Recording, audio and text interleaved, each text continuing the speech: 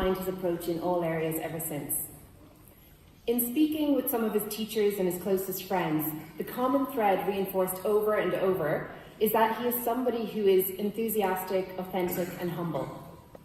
Adhwaith has that unique character that allows him to connect with everyone. Simply put, he transcends friendship groups. Described as the heart and soul of every activity he has been involved in, Adhwaith is known for his ability to make everyone feel valued and included. I could go on and on about his positive impact in our community in lots of different areas: athletics, dance performances, student council, the service executive. But needless to say, he's played a pivotal part in so many aspects of college life, always giving his fullest in everything that he does. He is someone who genuinely wants to make a difference. His work with Jakarta street kids over the years is just one shining example of this. His desire to make a difference is why Adhwaith is held in such high esteem as a positive source of inspiration for others. That, and the fact that on top of all this, he brings a refreshing sense of humour to all that he does. Why else, after all, would he agree to lead you all by flossing on stage in the opening assembly of grade 12? Distinguished guests, please join me in welcoming Adhwaith Narak.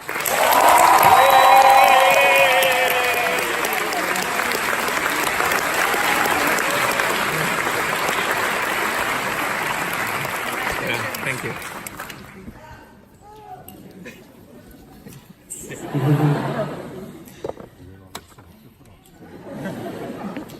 Good morning, distinguished guests, teachers and staff, parents and families, and of course, my fellow graduates, the class of 2019.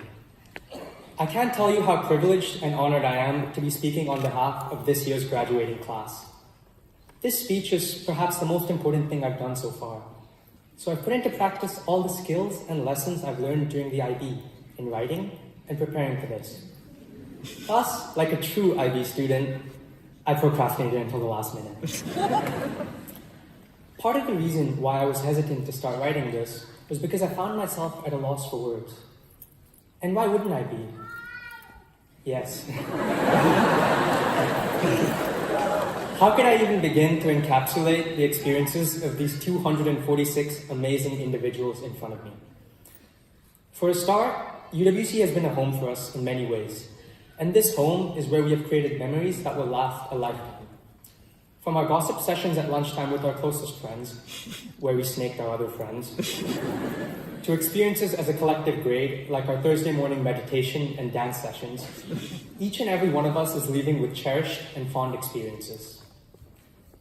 For those of you who have seen past graduation speeches, you may have noticed that every one of them has incorporated a flowery metaphor or an analogy to convey their message.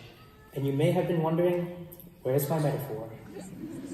To be honest, I wasn't planning on using one. But then I was told it was in fact a mandatory requirement. So I thought long and hard for the perfect metaphor that precisely captures what I want to talk about. And finally, I realized it had been with me the whole time. Crowd surfing in the Kenny discotheque.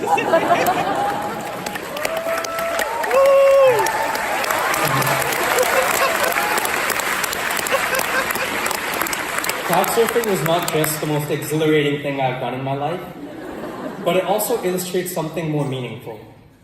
Being pushed across the cafe as my friends and peers physically supported me highlights the way that we have all supported each other and been there for somebody during every step of our journey.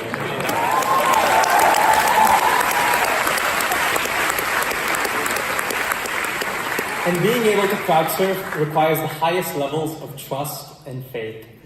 It requires people to put aside their differences and come together for one glorious moment. And that perfectly captures what UWC has done for us and what we need to continue to do. Coming together is such a difficult thing to do, especially in a situation where there is great diversity. And there aren't many places that have more diversity than this school. Just in our grade, we have people from over 50 nationalities and from different backgrounds. There are people who have been at this school since grade 2, for over 11 years of their lives, and others who have joined us in grade 11, coming from all over the world and bringing their own ideas. And we've had our fair share of ups and downs as a community, coming together over these 2 years. We've seen strong signs of unity, such as the time we all attempted to get the EE final submission deadline shifted, one day before the deadline. There have also been times where our unity hasn't been our strong point, such as that time recently when we were not all in this together. But something I feel strongly is that by and large, we have become closer over time. And I think that the reason for this was our growing empathy for each other and how we started to connect with and understand the people we may not have known. The impact of actions is magnified when done collectively, and nowhere do I think this was more clear than during our prank. The entire prank, from our rave in the best club in the world to our setup in the plaza, showed the power of collaboration and what we can achieve when we work together as a group. There is no doubt that this was and will be the greatest prank in UWC history.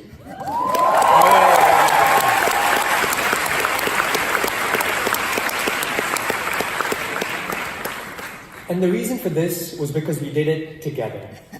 So when I think of our legacy, I can't think of a better way to set an example for future grades than the way we did. It highlighted how far we've come and showed our exemplary levels of, dare I say, cohesion.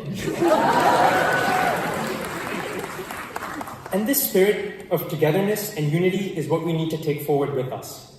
The world's problems are too large and complex to be tackled on an individual level. So the changes we wish to see in the world can only come from reaching out to people. Sometimes people who you don't agree with, but doing so regardless because it is the only way to achieve meaningful, long-lasting change.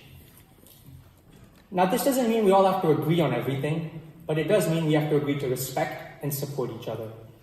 And I've seen that every day during my time here, and I know that each and every one of us is capable of doing so.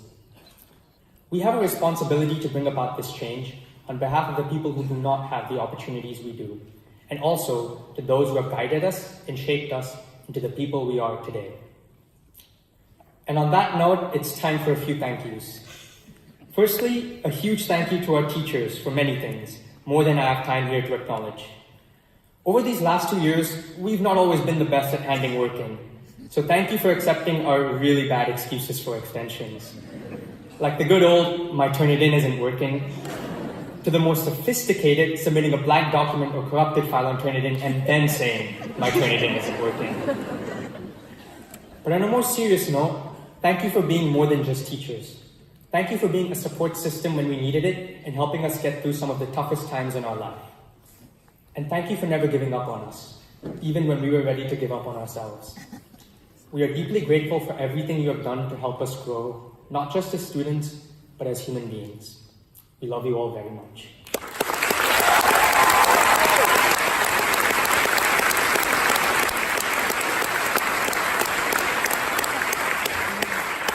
To all the non-teaching staff, we may not always see the work that you put in, but we know that without all of you, this school wouldn't be able to function. So thank you.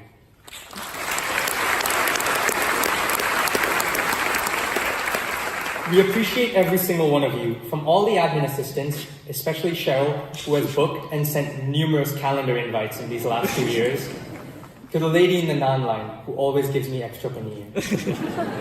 Thank you for always having a smile on your face and helping us out in whichever way you could. It meant a lot to us, even if we didn't let you know at the time.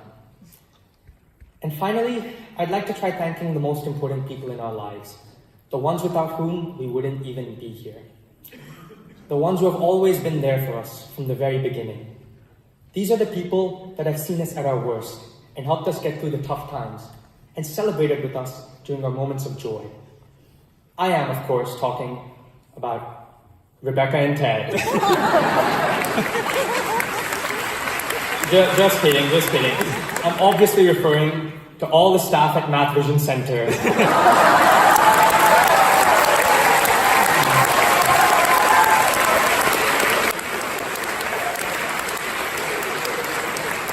Seriously though, to our families, and especially our parents, thank you for your unconditional love, and for everything. I could have devoted this entire speech to just thanking you, but even that wouldn't come close to acknowledging everything you have done for us in the last 17 to 19 years. We may not know the extent of your sacrifices for all of us, and we certainly will never truly be able to repay you for all that you have given us. You have been our source of strength and hope, and occasionally our source of distress, sorrow, and despair, especially during exam time. However, despite the suffering we went through at the time, I think we can all agree that without all of you, we wouldn't be sitting here and smiling. So thank you for rushing to buy a spiral pen during the great gel pen fiasco of May 2019. And finally, thank you for not following through with your plans for a post-grad service trip to Koh San. We're beginning the next steps of our journey, and as much as I wish I could, unfortunately I don't have much advice to offer, because I'm going to be on that journey right with you. But if there's one thing I've learned from my time here, it's that the journeys we take and the memories we forge are made immeasurably better when we have others to share it with. So if there's one thing I would urge you all, it would be to carry on the spirit of community and cohesion that we have cultivated and spread. In the journey ahead, there are certain big questions that will inevitably pop up. What is our purpose? How do we want to be remembered? And most importantly, who was Exposing East?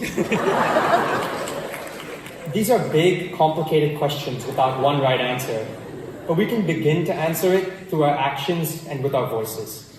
And as a grade, we've never shied away from doing so for what we believe in, as seen in our hard-fought struggle to call ourselves seniors.